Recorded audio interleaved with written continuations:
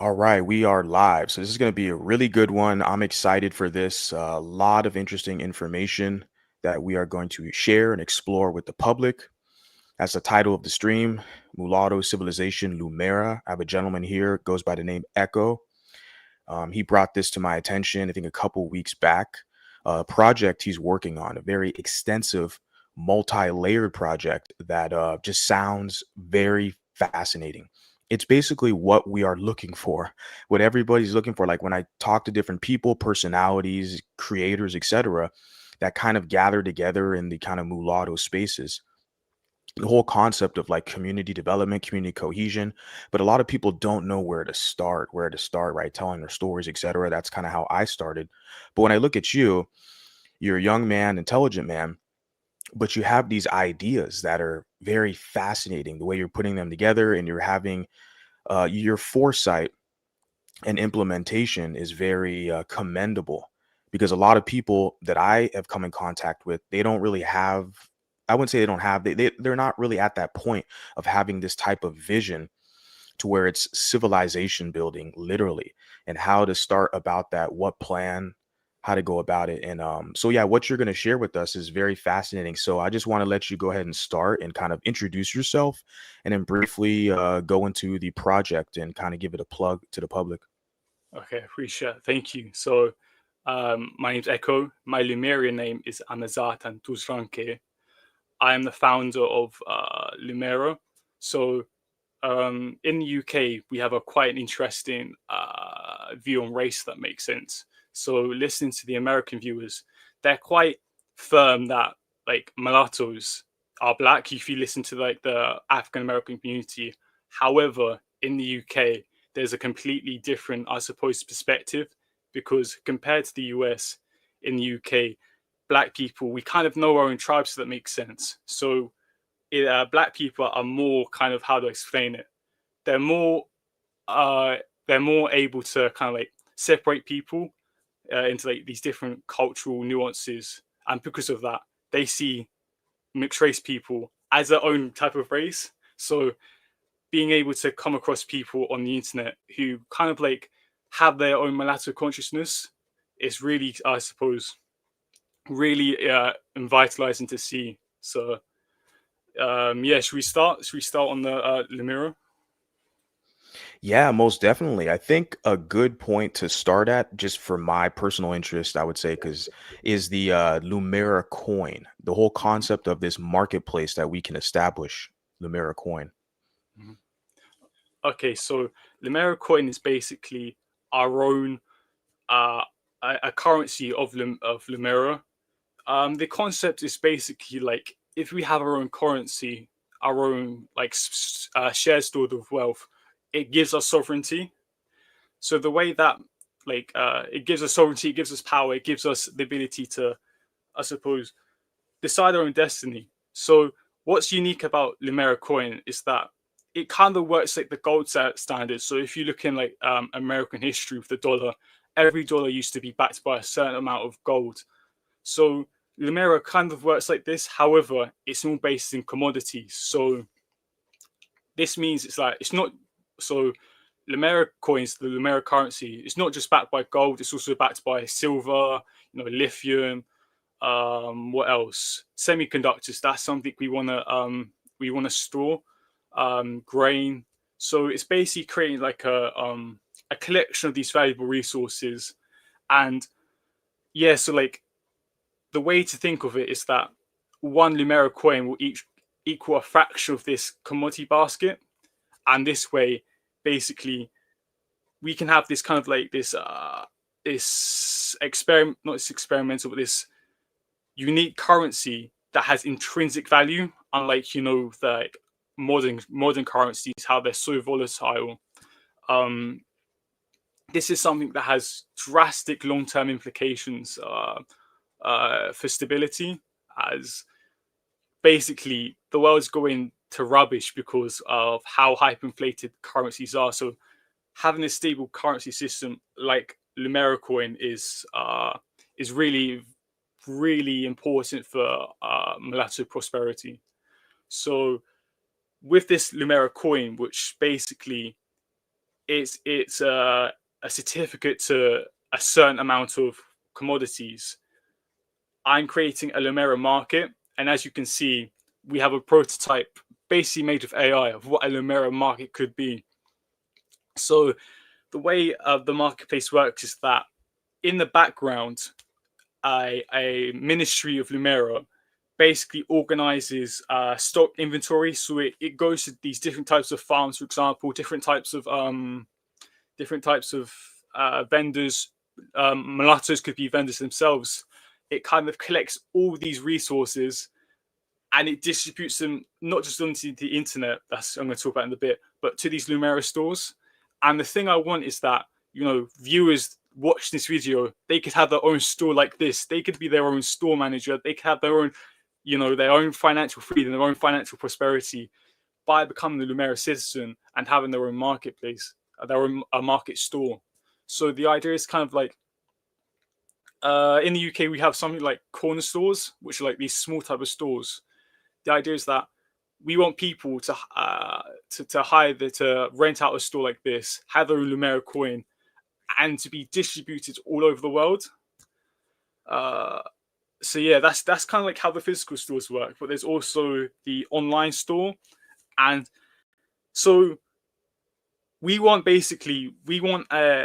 in Lumera, I'm currently building. I'm getting people to come along to help build an Amazon for Lumera, a state kind of like Amazon where mulattoes can sell their products. I have a few products myself. I'm creating like entrepreneurial ventures, and what we're going to do, we're going to take a small fraction of these transactions, let's say 5%, and that will be like a tax that will fund Lumera. So like there will be no income tax in Lumera, for example. It's just this marketplace that funds the system.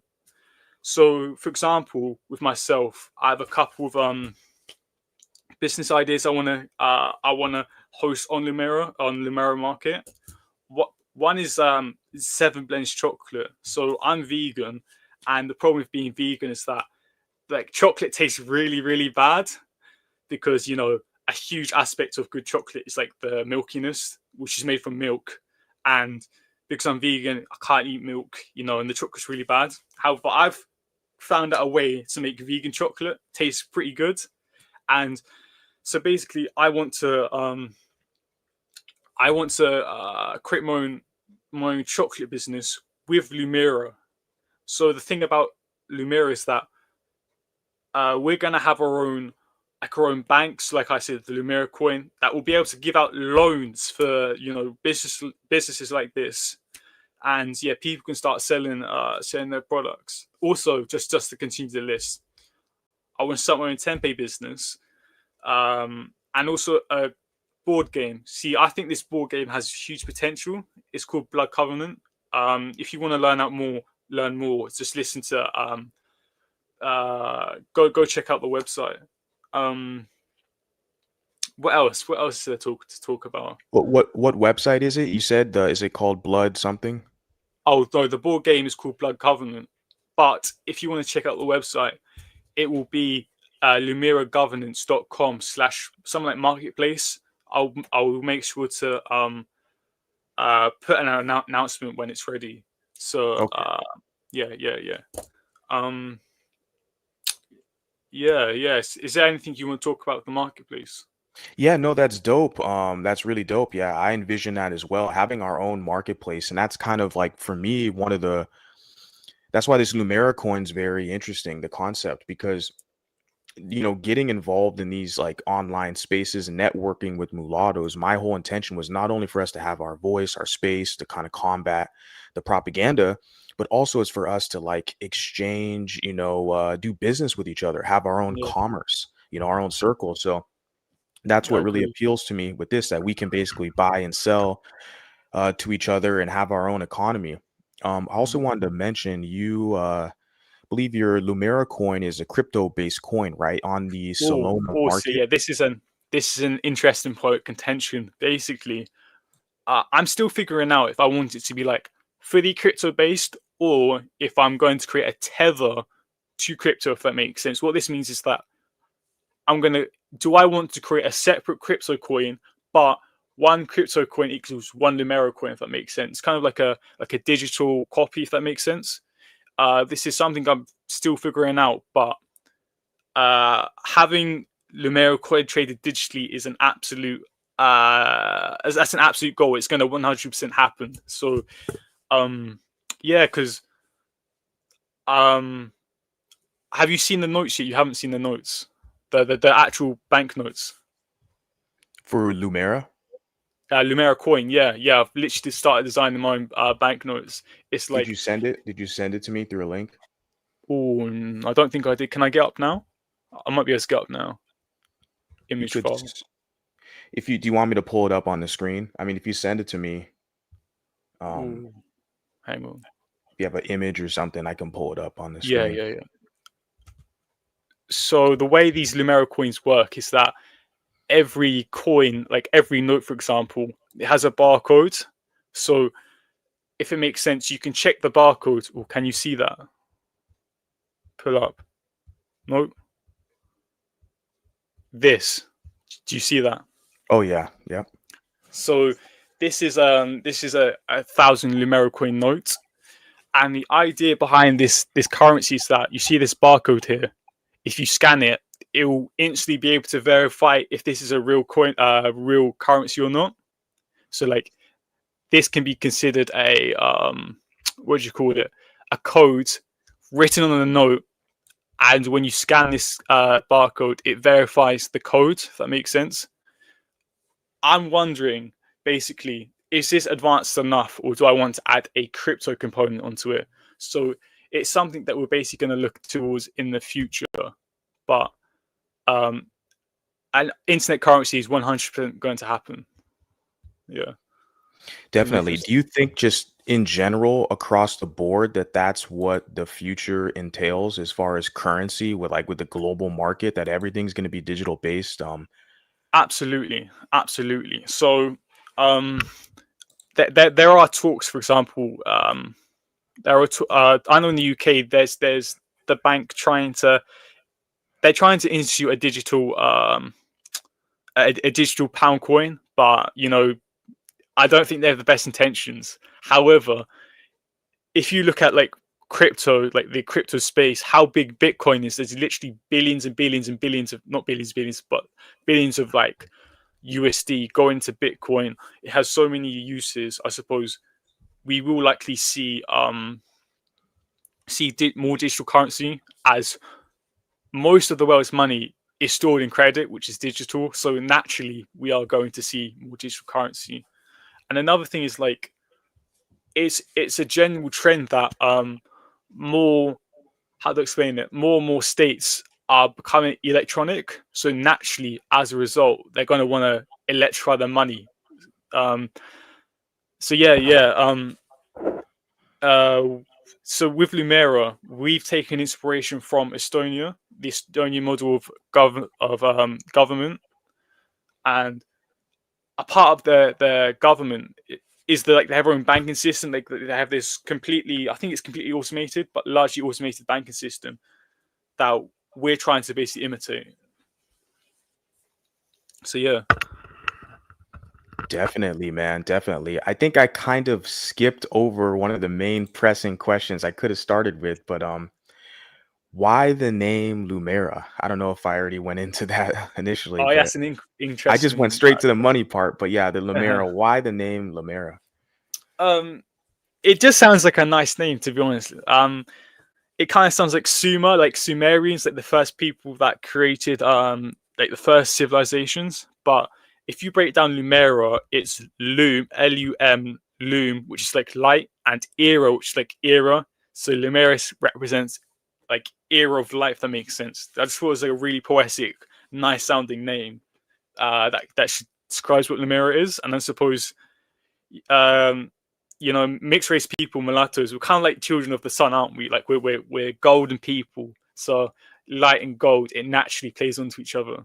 Um, yeah, and something that I want Lumera to be known for is history. It's kind of like I call it breaking the curse of civilization. Are you familiar with like how the first civilization started? From my understanding, like based off the campfire, based off the torch, no. Okay, okay. So basically this is really dark, okay? So the first civilizations were basically tribes conquering other tribes and making the losing tribes slaves. Does that make sense? Like that's how you get different social classes. And civilization is inheriting this tradition of slavery over time. However, the thing with history is that like history can be seen as this tradition of slavery over time being reformed. So we went from slavery to feudalism to capitalism. I want Lumera to be the next step away from this tradition of slavery, I suppose, to be like yeah, to be known as something revolutionary. As this is something that affects us. Like it affects every moment of our lives. We're not physical slaves, but through capitalism, we technically are slaves. That makes sense. We're definitely interconnected in some form or another, but I do like your concept of ushering in a new kind of formal governance, so to speak, because Mhm. often our detractors, what they'll tell us currently within the social media spaces is that, well, mulattoes are a creation of colonialism, which is a lie. I mean, there's a Yeah, history, a past of that. But look, me and you, like our generation, like we come from like loving parents of a different yeah, background, African European. So it's like we're not from colonialism. We're the new generation birthing in a new way of life, a new exactly. civilization. So That's I like that's that. you talk about a new era. If you think about it, we are like the synthesis of modernity. If you look at the trends of like recent history, like the world has become more interconnected, and we're as a result of that. We literally represent unity, which is yeah, which go like adds into your point there.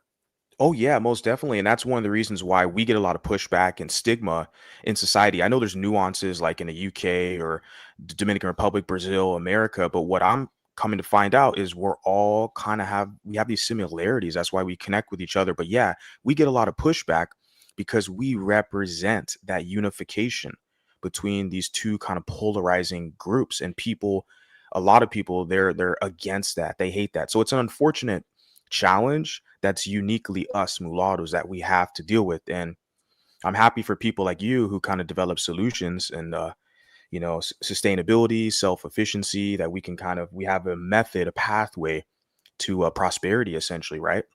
Hmm.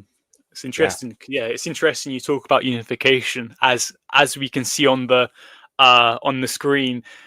This type of building is called an anole, which is like roughly means ring in Italian, and it's meant to represent unity. So the way I explain it is like on this bottom floor of the outside are shops, the and on the top and the middle row are like houses, and in the middle is like a plaza. The idea is that we connect it together and we have our own kind of like our own unified space to create our own society basically. So yeah, this is called an anole, and this is like this is the buildings I want. Like I want Lumera to be made out of. So when we build our first Lumera city or town, we're going to build these, and the idea is like everything we need is self-contained in this building. Like and we just build these in like kind of like a modular connected way, and that's how we're going to like start to build the uh, Lumera cities. um I have an interesting funding strategy, which is basically pre-ordering. The idea is that you put down a deposit, let's say 5k or something. I'm sure I can give a discount if it's bought in Lumira coin. And what we basically take this these deposits to the bank. We get a bank loan, whatever. We build the housing, and then we basically, people would finish off paying off the rest of the housing costs. But the thing is, like, this is community based. This isn't project, like this isn't profit based. These houses are going to cost much cheaper than like the houses you find in the UK, for example. Like, I'm not sure if people know this, but in the UK we have really, really expensive housing prices compared to like how much we make. Like for my generation, I'm 23 years old. Like, we will never own our own home. However, Lumera gives people like us the option to gain that, that security of owning our own home, that milestone of gaining our own home. So yeah, yeah, Interesting thing, just for the note, is that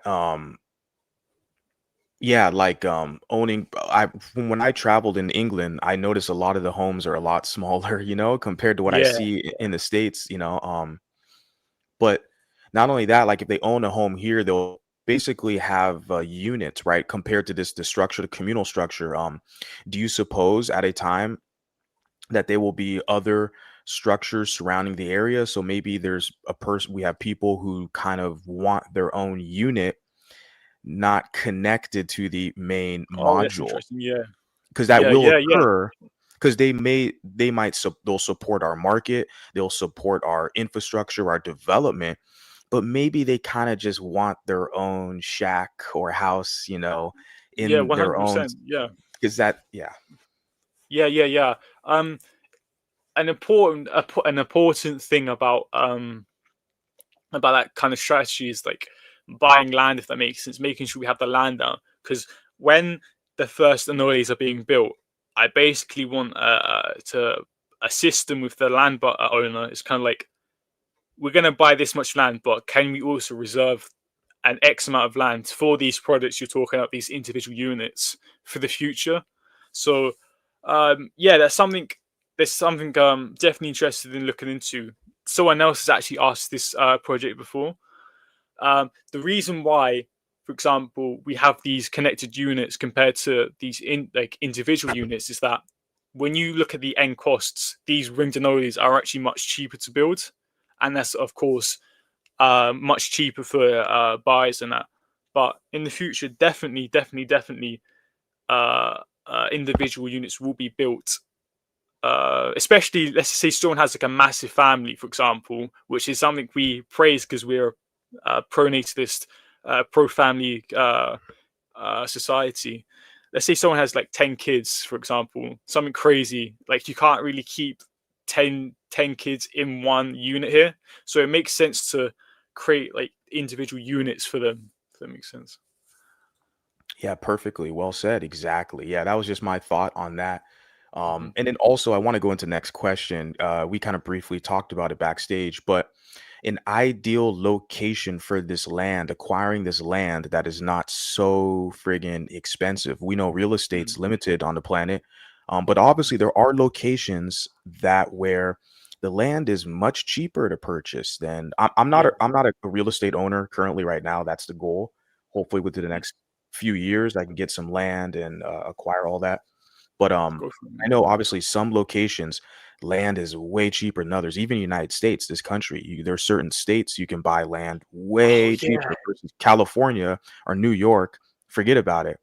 But you yeah. go to somewhere like Arkansas or I don't know, Montana or somewhere like that, like where there's a lot of land, much That much cheaper. reminds me of like, so I was speaking with someone who basically he owns like a bunch of land. It's like being passed down through his family in Atlanta, and he was talking to me about how he wants to be a property he's studying architecture so he can build his own kind of like city, kind of like what we're doing. But yeah, you're talking about land prices, especially in America. Like, going back to Atlanta, Serene B is kind of like a example of like, it's an aspirational example of how like it's one of the best designed cities in America. But we don't have to stay in America. There's so many places across the world where we can build Lumera. It's just, we have to bear in mind like every place has pros and cons. For example, so one place you're going to look at is Africa. I mean, it's massive. It's got so much like fertile land there. We was looking in like Tanzania, Botswana, Tanzania. Let's say Tanzania twice. South Africa. These places have cheap lands, but obviously we have to watch out for the regulations and stuff like that. Um, yeah, Uruguay and Paraguay, they have pretty good. They're pretty stable democracies. Land's pretty cheap. The only problem is like, how to explain the infrastructure costs, because like we're gonna need to put more into infrastructure, also with Africa, but with Africa more. It's just how we're gonna get people to those places, if that makes sense. Sure. Uh, Yeah, yeah, yeah. Another one was we were talking about Kamchatka, weren't we? About how it's this desolate, no, it's desolate. No, it's very fertile. It's like this peninsula in Russia near Alaska. How like how it's an unexplored frontier. It's called the last frontier. It's a completely beautiful place. However, it's a completely beautiful place, and it would be like the perfect place to I think to start a civilization. Um, yeah, the only problem with that is like the volcanoes and the earthquakes. But aside from that, like because it has volcanoes, it's very easy to make our own energy for like the geothermal springs and that type of stuff. So personally, I think the best strategy is to operate as a diaspora, if that makes sense. To basically have our own little communities all over the world, but to be connected, if that makes sense. Also, another one was Argentina, like with the Pampas. But so yeah, this is Kamchatka. How we have like mountains, it's snowy, but at the same time, how do I explain it? If we made a snow-resistant society, then like so much land would be open up to us because Siberia, which Kamchatka's part of, it has no people. There basically it's it's it's it's empty. The best way I can explain it. But if we were to create a society, as you can see here, uh, if we were to create a society that was like snow resistant, then we could expand rapidly into Siberia. So some of the things we have here is geothermal uh, geothermal energy. We have the greenhouses. We have a port city. Um, what else? Yeah, yeah. So this port's going to be a huge part of connecting people because it's not just going to be goods; it's also going to be people. And yeah, I think this is. It wasn't LNG. It was something else. It was. I think it's just steam powers there. Um, yeah, yeah. I think going back to the strategy, the best thing we can do is to act as a diaspora, have different nodes all over the world, where we have our node cities, and kind of like connect them over time. Because I'm not sure if you're aware of the demographic like birth fertility crisis, how societies getting much smaller, societies all over the world getting much smaller, and this naturally means that land is going to open up to us.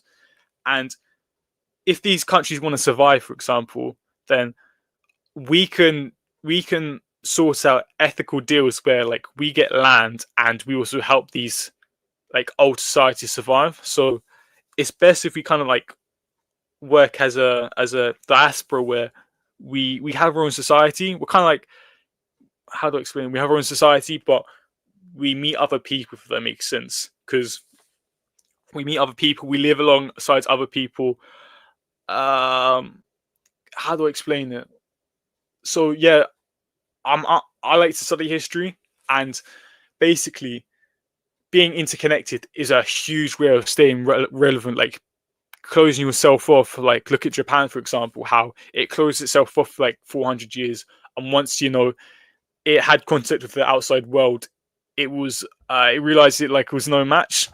Like a strat like Lumera wants to do the opposite of this. It wants to stay relevant but have its own culture. So I think have our own nodes, build our Lumera cities. It's going to be really important for logistics, and over time just build and build and build.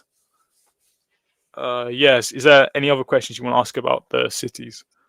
Yeah, I mean, I think the main striking one is because you made a comment about this a while ago, was about the soil insecurity. So the location definitely has to be on fertile soil where we can obviously do our harvesting, growing our crops. That's going to be essential thing. But Absolutely. also the port, like the image here, access to ports for trade, commerce, etc. That is essential. I do agree with your model of having this kind of diaspora, etc., but also maintaining a level of continuity because yeah, realistically trying to get like a large sum of people to live in, I don't know, Tanzania or somewhere in Russia might be kind of challenging because, a Yeah. lot of the population lives on the coastal regions, right? And people want to be in these Yeah. climates.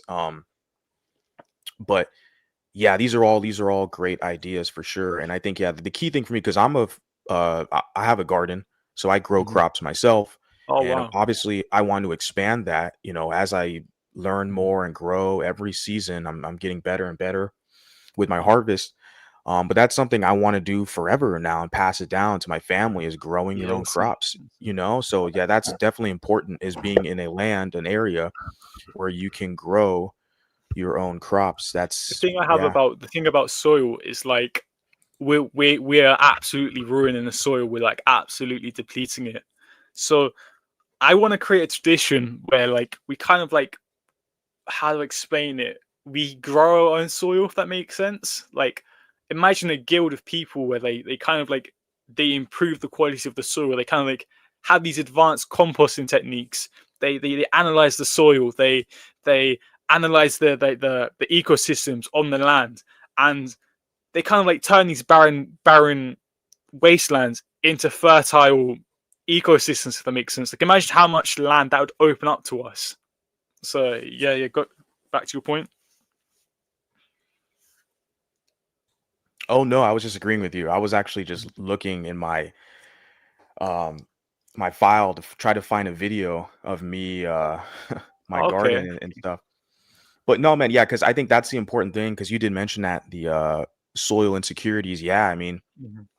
you know, I we need to be focused. And I do like, sorry to cut you off, I do like in this image you have here, like the greenhouses, because that definitely stood out to me. This is something that has should be a major focus for people, especially for us, for Mhm. sustainability, is we got to get involved in growing our own food and Mhm. controlling our resources and our food. We're not going to survive without the food. If we don't have access to the water, clean water, energy, and food and medicine, so as a civilization, we're toast, and we need Mhm. to get access and control of these four core elements. Yeah.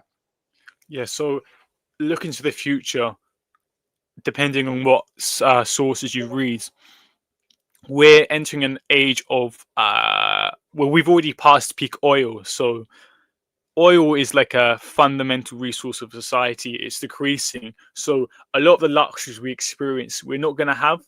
So it's extremely important we get our own ports, for example. We have our own, as you can see, our own energy plants, because we might not be able to get in the future. So it's best if we have that infrastructure as soon as possible, so we can kind of like we can handle these massive challenges. Like, to add on to the point of this uncertain future is climate change, for example. Um, I've been looking into ways how we can kind of use the climate crisis to our advantage. What I mean by this is like there's all this CO2 in the air. Why don't we kind of like grow organisms that like eat this CO2? For example, with algae, for example. Like, I've researched how people can actually turn algae into fuel, for example. Like, I think that is absolutely mind-boggling how this waste material can actually be turned Carrot into picking gold. right Like, now. how, oh, there we go. Here's the planting. Yeah. Well, this is just my little, I just want to kind of show off. This is my little project. Mm, These are carrots that I grew and nice, picked. nice. Um, Have you grown those chili peppers yet? Those mulatto peppers? no, next season I am, but I do have Okay. the seeds. I'm just pulling some carrots. Now, these didn't turn out the best. The first time Mhm. with this crop, that one's horrible. But I did get some good ones. Mhm. I have a whole pile of them there. And I just put these in my crock pot. But I'm just sharing Mhm. this with the public. Like, this is something Mhm. you got to start doing. I mean, if I can do it, anyone can do it. Mhm. I'm not special, but you got to start growing your crops. You know, Yeah, you have talking dirt about in your your point backyard. about talking with your point about security. Like, I want Lumera to be a maker society, if that makes sense. So what this means is that like so many of the products we buy, for example, we can make ourselves, for example. So why don't we make it ourselves? Like, I was looking online today, literally today, about knitting machines, and they're really, really interesting and they look fun to operate. What if, for example, let's say in Lumera City, like some people, they focused on knitting, on making garments, making bags, this type of stuff, and they trade with people in the Anole or use the marketplace, for example, like it's really easy once you learn it, learn how to do this stuff to be self-dependent. Like, yeah, I literally just want how to explain it.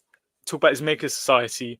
Like, imagine a future where people kind of like they prefer to buy machinery rather than products. Like they prefer to like buy machinery as like capitalism, for example, how because things are so cheap, we've basically given all our power to these monopolies, and maker society kind of like cuts this servitude off by keeping power with the workers. If that makes sense. So yeah, that's linking back to your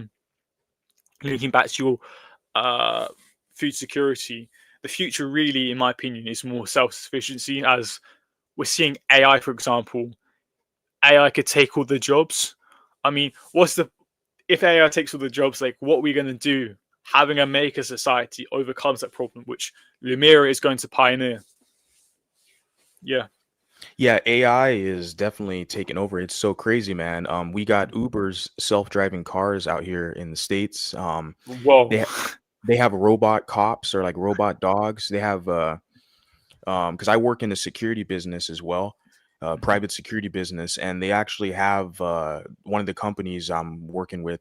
They actually have robot like RoboCop type of shit. It's crazy. They have like robot, basically security monitors that are like Mhm. on wheels. They roam around. They program it with AI to find out on the property, the premises, where there's more activity at, and they kind of roam in that area. Pure surveillance type of robot. The Mhm. technology is already here in implementation, and it's Yeah. going to grow and get better. So that's the crazy part. Yeah, but the thing that trips me out the most is I see these self-driving cars on the Mhm. street, and I'm like, Uber, self-driving Uber. I'm like, wow, man, it just out of nowhere. I didn't think it was going to be this soon to start seeing Mhm. these, you know. Yeah, that reminds me of a project. Like, I reckon, like, I could literally, like drones, for example, like those fly in the air drones. I was literally thinking about, I could literally take that kind of concept, but add it to a car. Imagine like you kind of like have a robot controlling like, the steering wheel, like the gears, the pedals. I could literally create my own self-driving car. Like this technology is so easy to do. It's like we are in the future and we don't even realize it. It's like coming, it's coming all at once, and like yeah, it's really shocking people. Yeah, man, I like what you said. We're in the future and we don't even realize it because it's like right in front of our face. And it's like it's Mhm. advancing so fast, it's hard for us to kind of grasp it. It's just moving Mhm. too fast, I would say, too fast. It's Mhm. crazy. It's interesting though at the same time. And I want to bring it back to a community aspect. Now, we did talk a while ago, I think a week ago or so. And we talked about, ceremonies, how we need to establish ceremonies and festivals to establish cohesion. Now, when I first heard that we have a crop named after us, this mulatta pepper, my whole thought process when I shout out to Telling Stewart, Mulatto Preservation. She's a YouTuber, a content creator, supporter. She's the one who brought that to my attention. This pepper named after mulatto. And when I first thought of it, and I bought the seeds, etc., I'm going to try to grow it next year. My whole thought process with this crop is, well, we could grow these crops and then we could sell it to each other, barter with each other, but we can also use it to make dishes, and we can use it as a crop to build cohesion. Like we could have like farmer market kind of festivals, because Mhm. where I come from in Orange County, California, there's a I'm from the city Anaheim, California. The next town over is called Garden Grove, because California's economy was essentially not only by gold, is what's the Golden State. It's named after for gold, that mineral, but also Oh. a lot of the crops. Like they have wineries, so grapes. I'm from Orange County, so oranges, citrus. So Oh. they have annual festivals in the town next to me for strawberries. There's like a strawberry festival. But I'm like, well, mulattoes, we could do that too. We could grow these mulatto peppers, and we could have like these mulatto pepper festivals, even if it starts small with like 20 of us. Over Mhm. time, the generations, we could grow it. And I think by utilizing a crop, having a crop be symbolic to us in our diets, our lifestyle, our being, because we are what we eat, like we could really make something out of it. It's just that was the vision I had when I heard about this mulatto pepper. I'm looking at it more than just a tasty kind of food. To me, it's more about like establishing community cohesion, about history. Cause yeah, like I said, we were talking about like we need festivals. We need Yeah. festivals and ceremonies to build this type of cohesion. But yeah, Yeah, like that goes into so many good points there. Um, with the mulatto pepper, like it is so important we have our own national dishes as, how do I explain it? A dish is kind of like uh it's the result of cultural success, if it makes sense. Like it's the result of, you work in the land, uh you're failing, you're succeeding, and at the end of it you have something to show. You have something to show of your culture, of history, of hard work, of getting together. um it is so important we have these type of signifiers like the mulatto pepper. In Lumera, you know, we have quite, I'm developing quite unique festivals, if it makes sense. As you know, people can probably tell about Lumera. It's very revolutionary. It's very futuristic. Um, One thing that I think is completely like progressive is the actually becoming a citizen. So in Lumera, you aren't born a citizen, if that makes sense. It's not by blood or by, territory. It's something you consciously decide. You It's so, the ritual, you basically, it's called the ritual of conscientious consent. And what it means, like, once you basically turn the age of 16 or 17 or whatever, you sign up, you become a citizen, and you make a pledge. You intentionally decide to become a citizen of Rumera. And the idea is that it links to this concept of non-coercion and being anti-slavery. We have so many. That's just one, idea, one festival we can celebrate um this concept of uh being a post civilization. Uh, how to explain it? The end goal civilization. But there are so many unique concepts in Lumera. I want people to really understand. For example, like we have our own language. Like it's something that basically I want people to start learning. Like it's in the end stages of being complete. For example, so we have the language. We have something called polychronicity. Okay, now this is something like you've basically never heard before. Okay, so in Lumera, we measure time differently. Okay, so for most of us, we base time off something called atomic time, which is how to explain it? It's the decay of atoms. Like a certain amount of the decay of atoms represents it's like the fundamental basis of which time is measured. However, this is quite useful for precision, for stuff like that, for being quite logical. However, in Lumera, we believe that like by ignoring all the other ways like you can measure time, all the other ways like we've historically measured time, like atomic time, it it alienates us from nature, if that makes sense. So polychronicity is this practice of connecting with nature. Okay, so it's quite a complex concept, but the way it basically works is that we measure all these cycles in nature, poly, many, chronicity meaning time. So things like seasons, sun cycles, moon cycles, um, the equinoxes, the Melanokovic cycles. What else? Uh, Migration patterns of like animals, of people, demographic patterns. What else? I actually have a list here. I have a list here. I'm just going to read out some of this list. So precession of the equinoxes, oceanic ensophases. What else?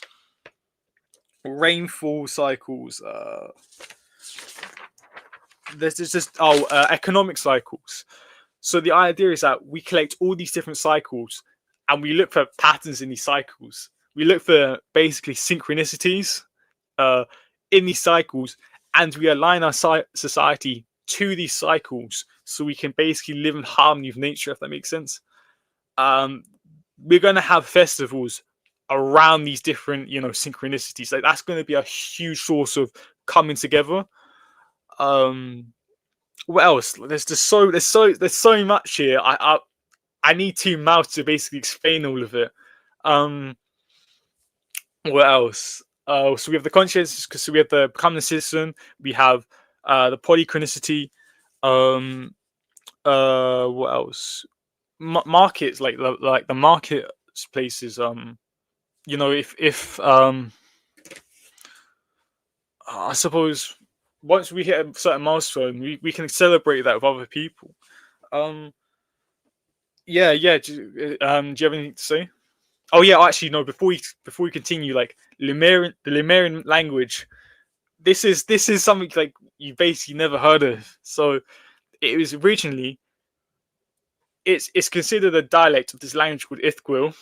It's basically this super philosophical language, but we've basically converted it into a speakable version.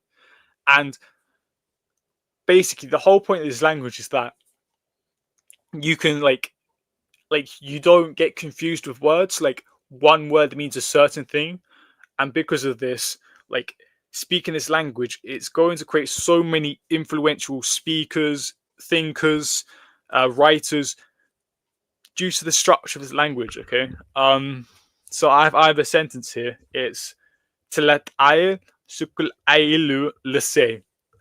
It's basically means like "welcome to our podcast," but there are so many aspects of what I just said that like I've basically taken like a 20 word paragraph sentence and it distilled it down to 3 words. So it's like things like that make this language unique. Do you want me to translate this sentence quickly? Sure. Yeah, it's interesting. So the TT, this is the root. It's it basically means greetings.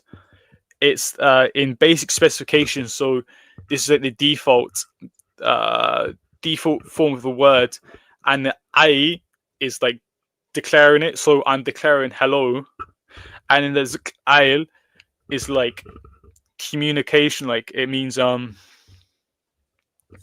like frequency or communication frequency. The I of the specification means that it's the content of this wavelength. The EU means it's reciprocal, so that basically means like podcast, for example. That's what I'm trying to point here. And the U is the dative case, and then the C is just me, you, absolutive case, which means it's directed at us. So that's kind of like a detailed explanation of what the word means. But we've basically taken out an entire like paragraph and condensed it into 3 words. So yeah. That's very interesting. That's fascinating. Mhm. I But think it would be great to like put all of that in a kind of a course, create a course of I'm reading. literally, yeah, you've Yeah. literally read my mind because, like, on the Lumera governance website, we have an education portal, and I'm starting to write courses to put on that website. Yeah, man, that would really I think that could be like one of the core foundations of one of your first courses. I think that would be great. Because Along with yeah, economics and the agriculture, etc., engineering, all of this stuff, governance. because that's the thing. Because I researching Jewish history, like with the obviously Israel, the language was extremely important in uniting Jews. How like Jews came from all these different parts of the world. They came from all these different parts of the world. Like they kind of at the beginning they kind of felt like different from each other, but the language was able to unite them. Like something as simple as reviving Hebrew was able to unite all these different people. So language is extremely important in creating cultural unity. Something you're talking about like engineering and stuff like that, you will be able to basically in Lumira we will offer actual jobs for people who become Lumerian citizens. So imagine literally earning like an actual full-time wage, working with Lumira, working in Lumira with, like, the job postings we post. For example, on the website, there's a support line. I remember you talking about a Mulatto support line. So I've put a job description, a basic draft job description of like what applying to become a Lumerian worker would be like. Um, but yeah, this education portal, we're gonna offer like courses for people to educate themselves for these Lumerian jobs, for example. So you won't need to waste money, on an expensive university degree. You'll be able to learn through the Lumera education portal. You'll do a test. If you pass the test, boom, you can get a job uh, with Lumera. That's what's up, man. Definitely. Yeah, man, there's so much that goes into this. Like you said, you could probably have two people kind of, a double of yourself, talking about this because there's so much thought that goes into it. I mean, civilization building is not an easy task. It's almost Mm, like most people are not even gonna be able to conceive this. It's super, even for me, I'm definitely like intrigued by this, but we're at the stage now where mulattoes are coming to that realization they have to kind of build their own society, mm, build their own communities, build their own way of life, because the societies a lot of us are kind of born into, we see how they're trying to kind of like marginalize us and push us exactly. down, push us to the side. And I've never positioned myself as being a victim. I'm not trying to tell Same. mulattoes cry, be a victim, but establish rules, parameters, fight for your protection, seek cohesion with other mulattoes, and build. I mean, this is about the future. So I don't Exactly. position myself to So be a victim. We're just looking for solutions. Yeah. Mhm. exactly. So something I've realized. So a huge reason why I'm passionate and why I decided to create Lumera is because I live in the UK. It's very diverse, and the most successful minorities in this country are the ones that have this kind of like this they're very collective. They're very collectively minded. For example, Indians in the UK, they earn more than white British people, for example. Like, there's no other. I think it's Chinese and Indians. They're the only people that earn more than white British people, for example. That tells you a very important lesson about success. And people don't become successful by working hard. They become successful by working with each other. And Lumira is the framework which we can do that, for example. So in Lumira, we're going to have our own like legal system, for example. It's going to be completely revolutionary, but it allows for this cooperation, it allows for this communication that's going to make us all successful in it.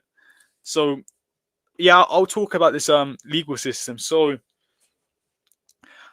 the thing about this legal system is that I want it to be based on natural law, okay? However, it's very unique to Lumira, okay? A tenet of natural law is that it's based on rationality, it's based on thinking, it's based on positing, it's based on logic. However, I say instead of rationality, let's base it on empiricism. Let's look at how to explain it. Let's look at principles in nature and let's base our legal system off those principles of nature. And let's base the justice system off observation and recording experiments. Because basically the benefit of this is that it creates an objective justice system.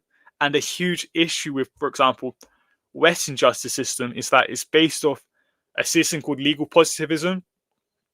And the issue with this legal system is basically that it's based on like if everyone agrees, like it's based on consensus. Okay, so if everyone believes such thing is just, then it's just. However, to me, that is wrong. That is wrong, and that it creates injustice because humans, it's basically based on opinions and not facts.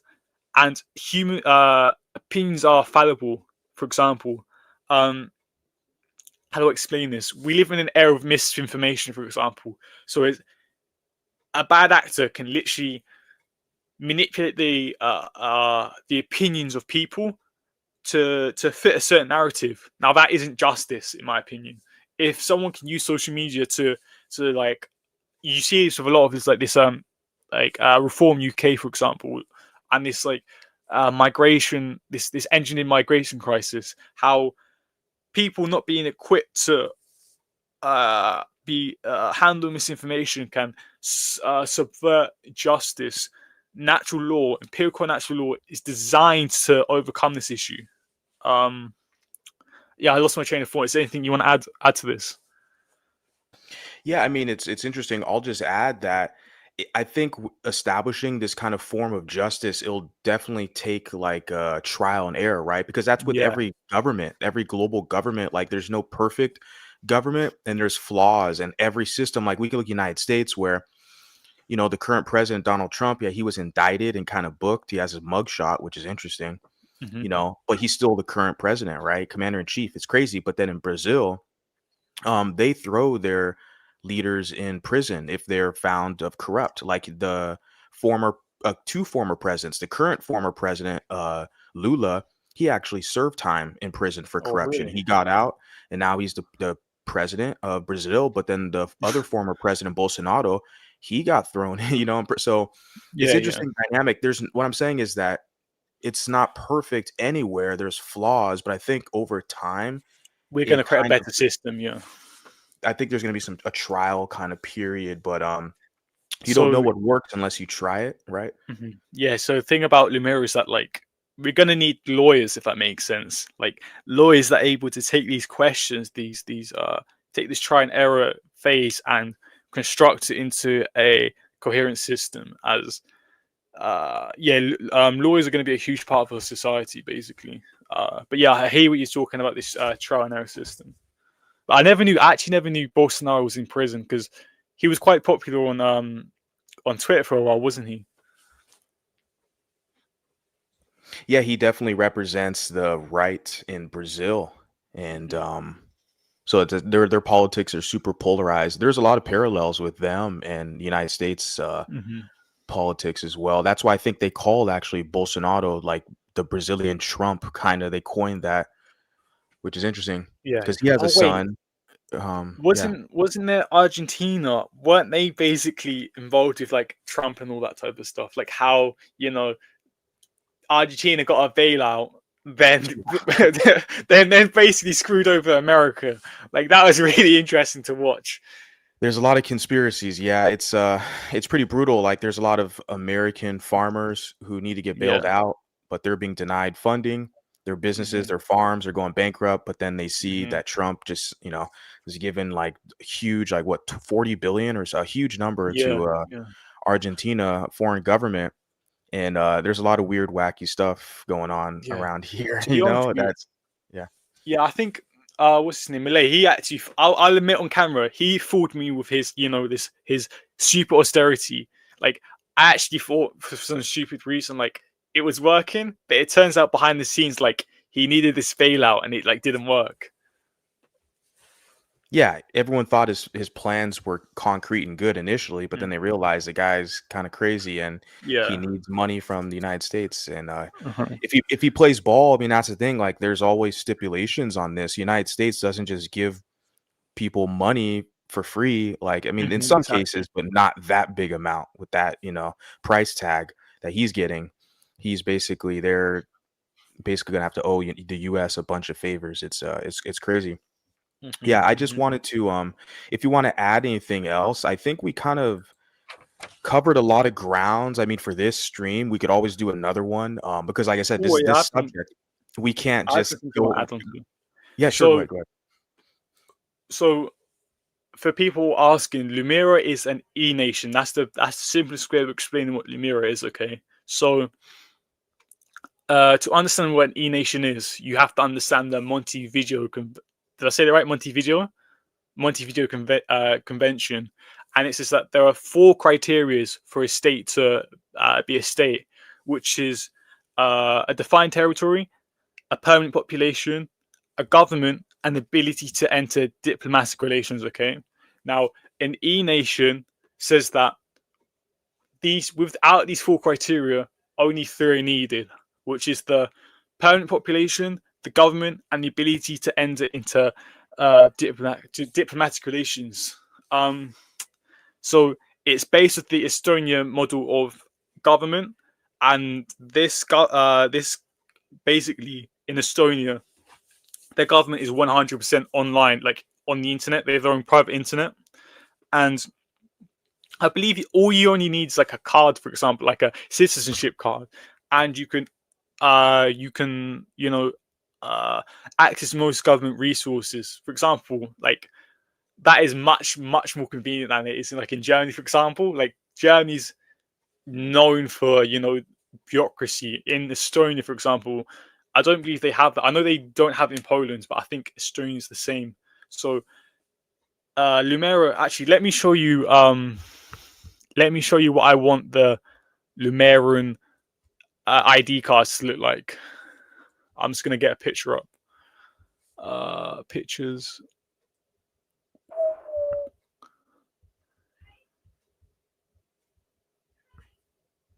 Okay, it's loading. It's loading. It's loading.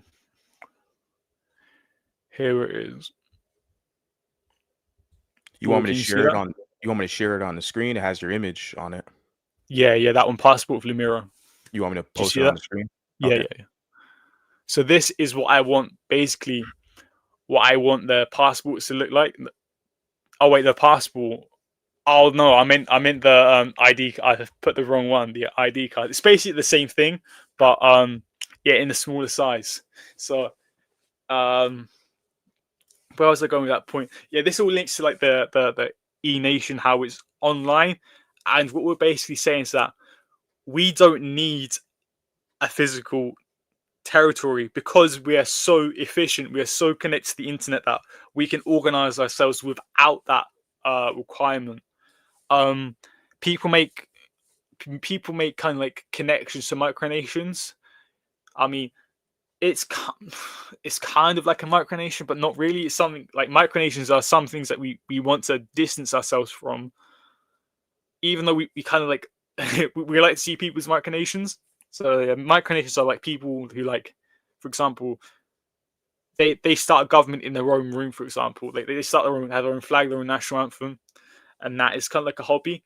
We take it one step further, and we want an actual government. We want an actual people. It's like a fully legitimate thing. For example, um, what else? What else?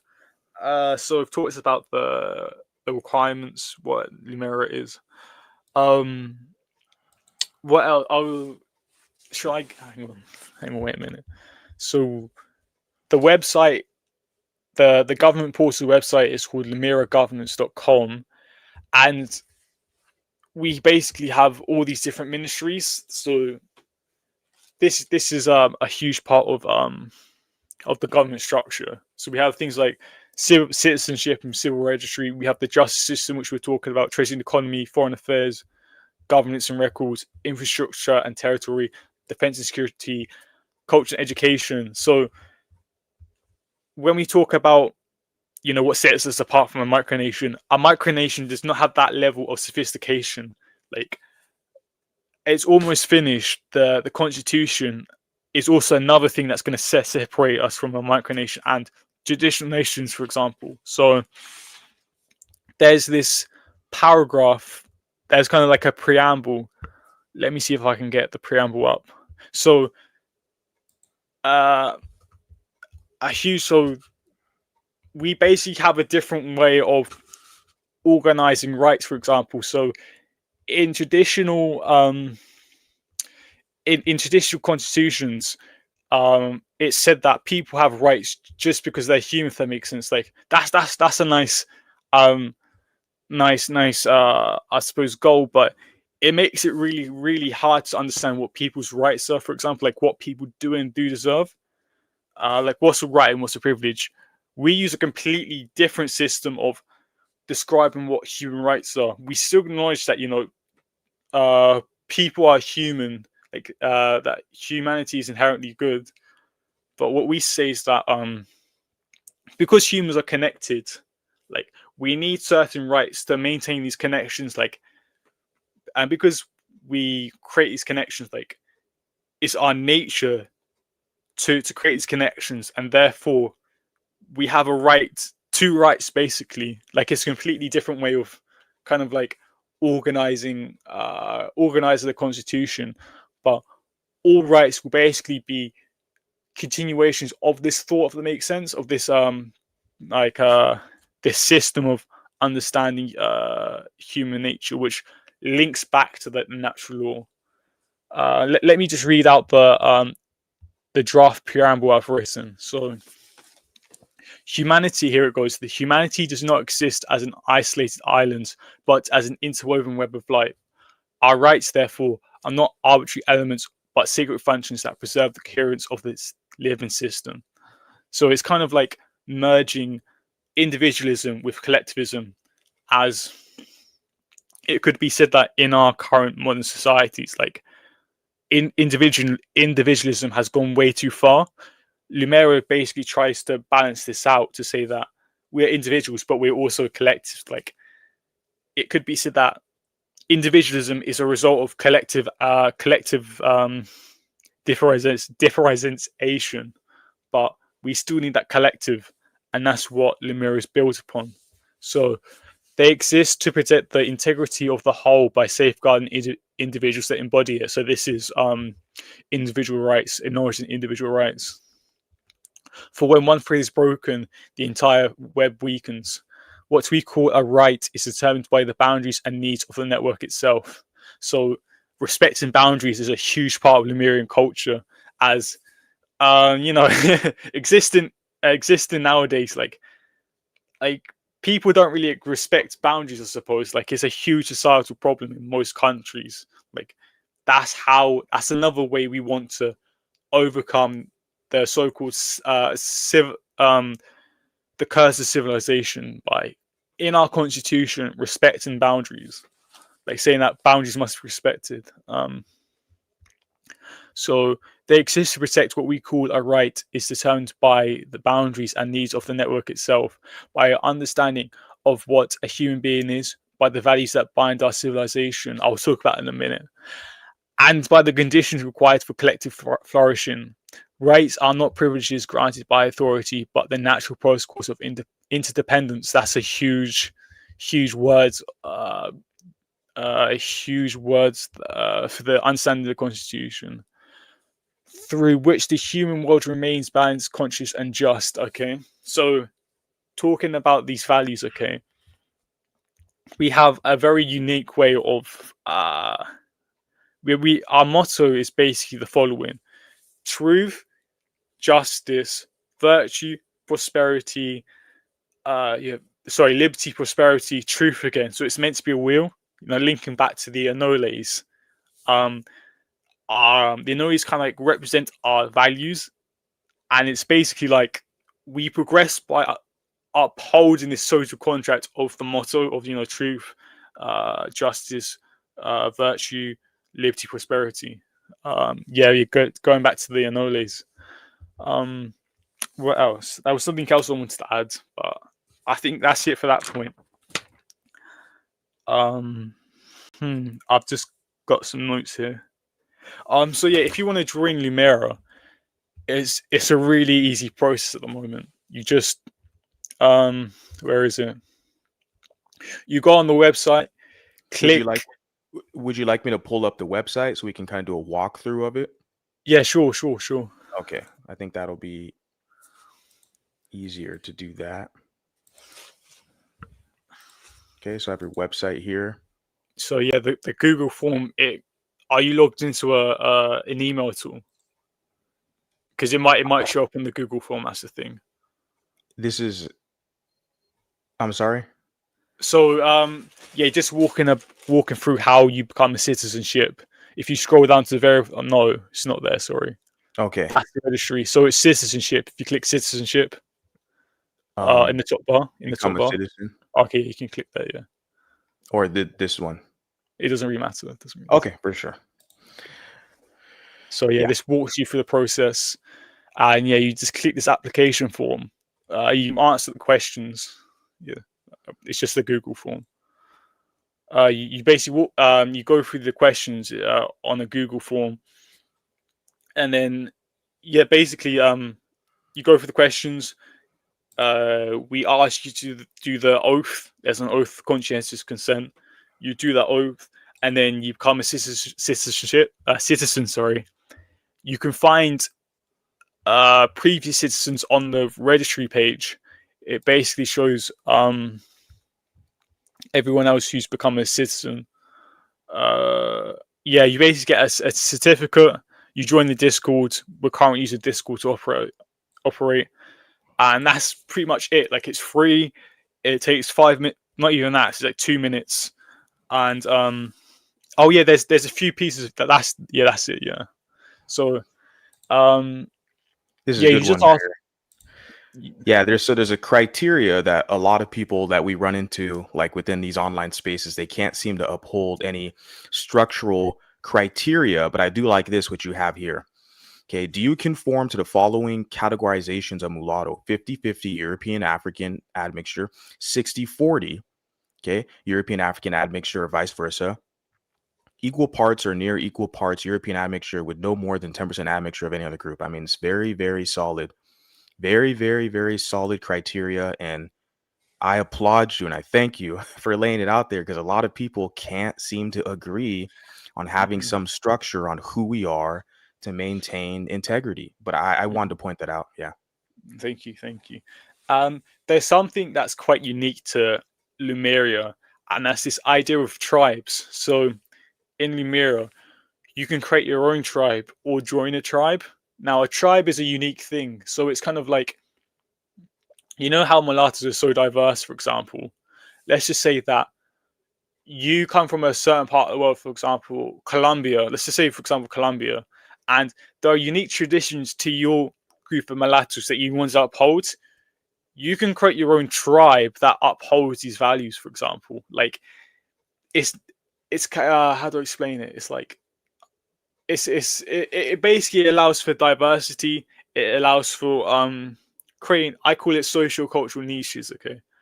Um, something. Oh yeah, I haven't told you about the This goes back to the festivals. I was thinking at this point how the society, it works as a almost a tournament, if that makes sense. So the idea is that, like, we have like sports festivals, we have like competitions, for example with chili peppers, like we could, like, who can grow the spiciest pepper, for example.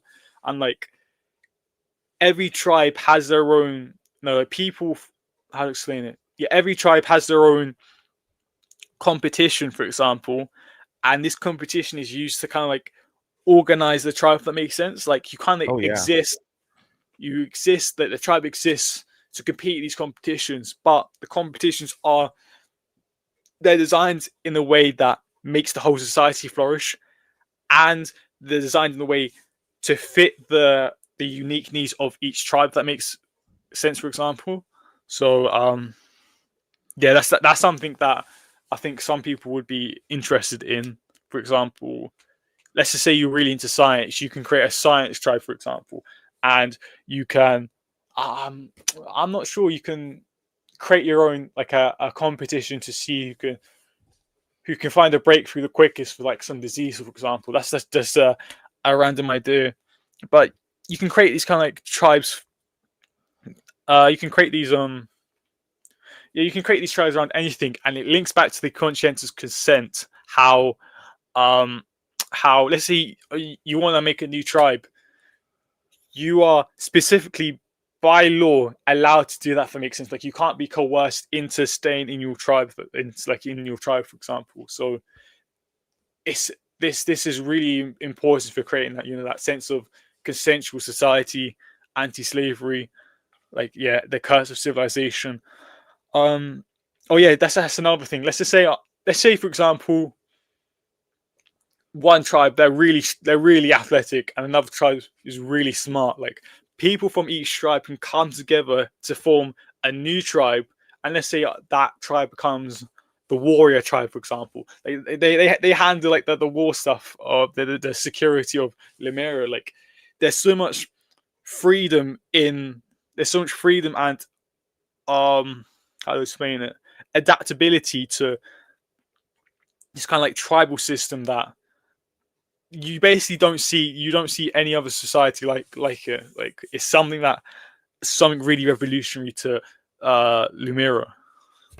Um, yeah, I think that's what I want to talk about, the citizenship. Oh yeah, just to warn people that the citizenships are they're technically provisional.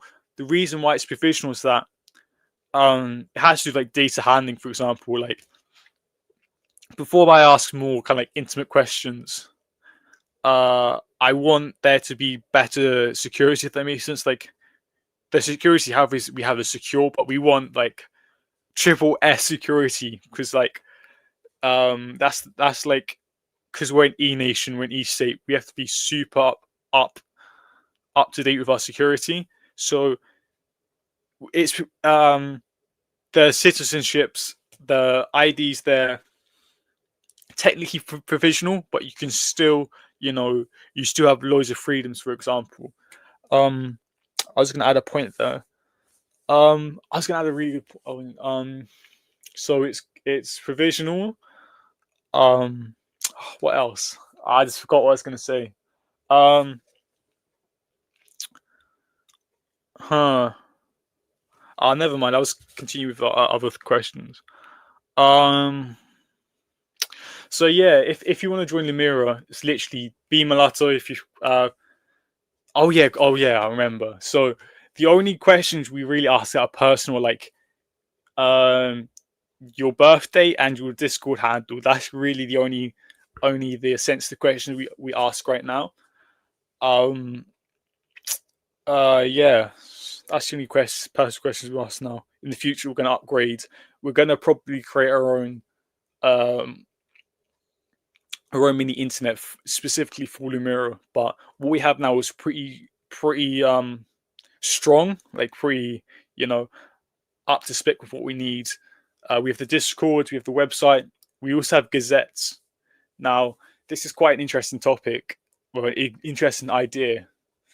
And what it can be, a gazette is basically like a state newspaper, if that makes sense. So when there's an update, a title gets added to the gazette. This gazette is updated once, like every now and again, and then yeah, once something is published in the gazette, it's officially like, it's official. Okay, it's happened. So the purpose of the gazette is letting people know once once an act is decree or a law or someone becoming a citizen is official. You'll see it in the gazette, and boom, it's official. Um, yeah, we have. We talk about the language. The language is quite unique. If you need help with getting a Lumerian name, it can literally be anything. But if you want a Lumerian sounding name, just message me and I'll help you create a Lumerian sounding name. What else to talk about? Like I said, it's free. It's free to join. It's always going to be free. It's always going to be free to join. You just have to be mulatto. Um, if you're a mulatto with good character, then you can join basically. What else to talk about? Um, yeah, there's so many opportunities. There's so many opportunities to join Lumira. Um, I had a quick question, if you don't mind. Do you have any like recruitment strategies or promotional strategies for your for the project for Lumera, like with social media? I mean, obviously we're kind of doing it right now, but mhm, mhm. like in the future, kind of your other kind of strategies to encourage other mulattoes to, hey, take a look at this. This might be something Mhm. that you might be interested in. So I'm gonna create an actual like basically a YouTube channel. It's gonna be I'm gonna create a YouTube channel, TikTok, Instagram. I'm basically gonna try and funnel people to this to these social medias, but that's definitely something I can like look into. Like I'm kind of an introvert, so social media is not really my thing. But hey, I think festivals they're going to be a good way to attract people. More podcasts, that's going to be a huge one. I right now I'm basically using Discord, like Mulatto Discords, to get people involved. However, like I want things to ramp up if that makes sense. Like I know people have different commitments, like schoolwork, study. Um, I'm gonna like expand the social media pool so we can get, for example, lawyers, doctors, um, who else? Entrepreneurs who can get involved. Do you have any suggestions of where I can recruit people?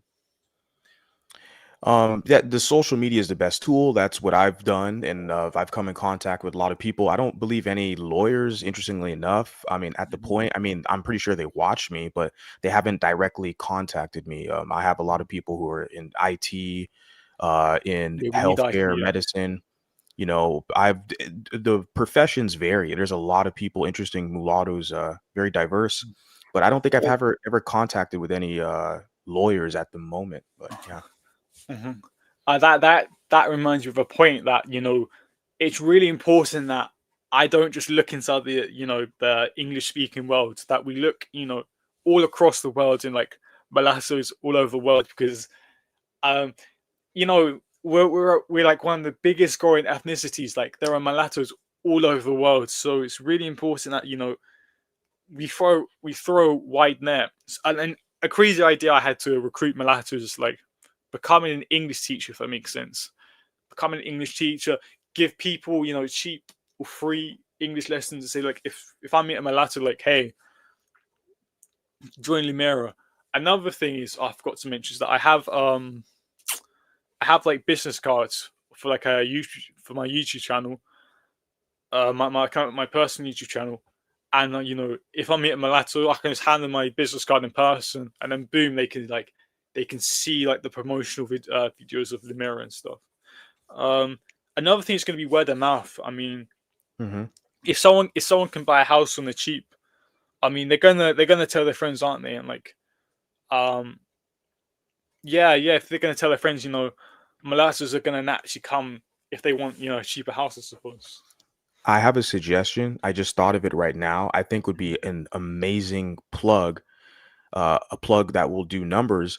Is if you had some type of comic book strip, some type of animation, if you can put these ideas into an art form and market it and use that, because you'll hook them in with your art, like your comic book, etc., whatever you have going on. But then in the art, in the story, will be the real mission, your project, right? Lumera. It'll Okay. open up the door to the wonders that you're creating, right? But at the surface level, they'll look at it like, oh, it's like a manga, it's like a comic book kind of story. But Mm-hmm. there's information there. They can dig deeper. The ones who are, interested, they will find what they're kind of looking for. That's just a Yeah, I suggestion. suppose. Yeah, I suppose because like I have so many of these like unique concepts. Like someone might be interested for like they might think, oh, this is science fiction, and then like they look deep into it and realize, oh no, this is real life. Someone's actually doing this. Let me look more into it. So yeah, that's a really good point.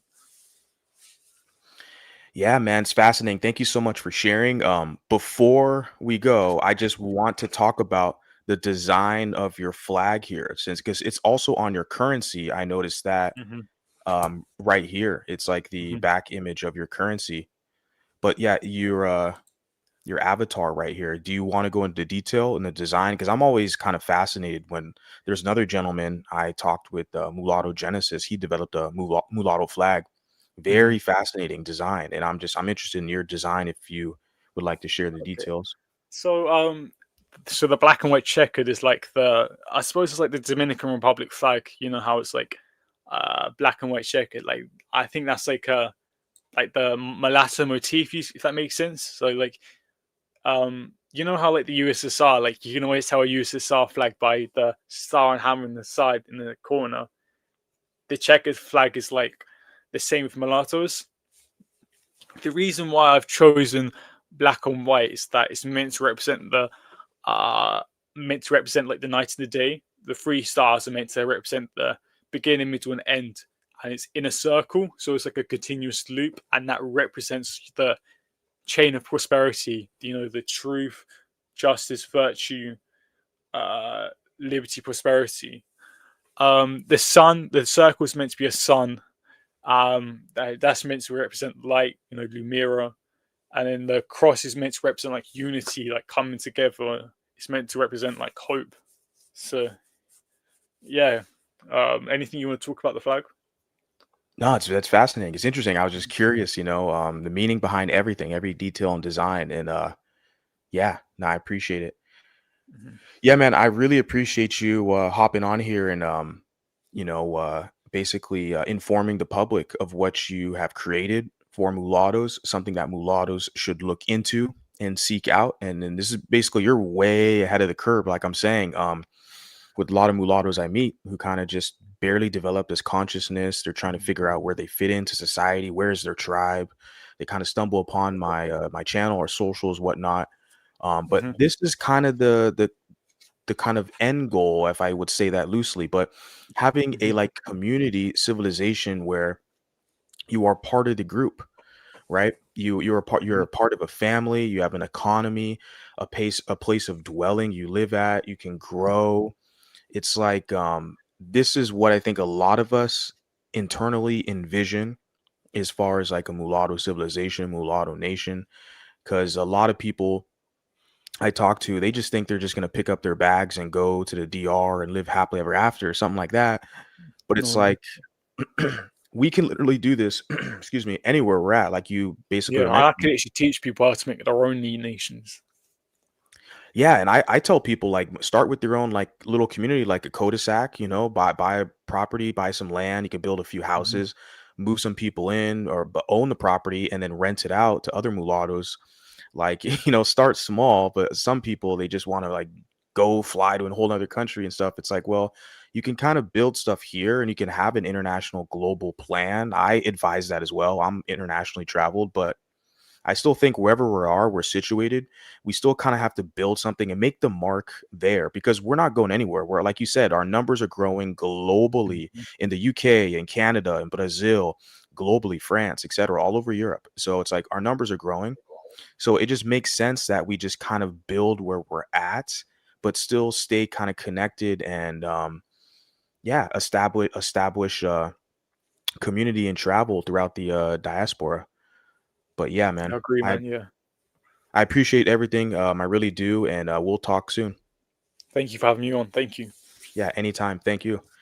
Cool. Thank you guys for tuning in. I appreciate it, and I'll catch everybody on the next one. All right. So peace out.